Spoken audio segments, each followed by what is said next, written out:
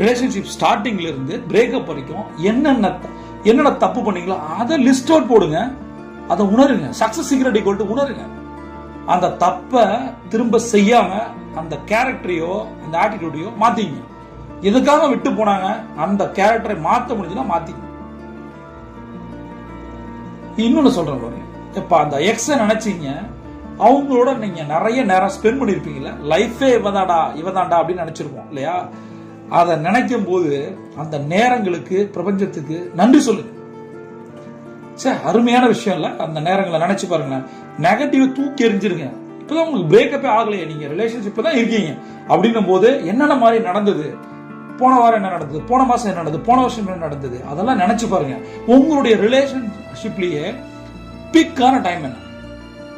நீங்க அவன் இல்லாம நீங்க இல்ல, நீங்க இல்லாம அவர் இல்ல, அவ இல்ல, அவ இல்ல, ஏதாவது